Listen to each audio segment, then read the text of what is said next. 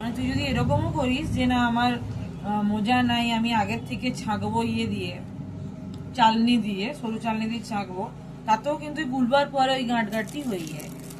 কিছু জায়গা মানে কিছু হয়তো তোর পাউডার হয় তো মানে এক জায়গায় জড়ো হয়ে রয়ে গেল। ভিডিও করবে রে,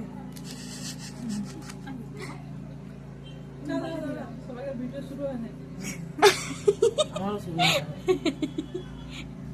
হয়ে যাবে। হ্যাঁ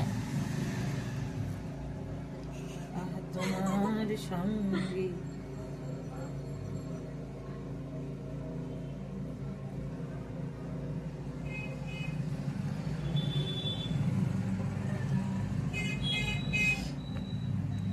কনসিস্টেন্সি ব্রেক হচ্ছে না, এই লাইনটা সেম প্রেসারে থাকলেও যে কেটে যায়, সেটা যে কাটে না এইটির কারণে।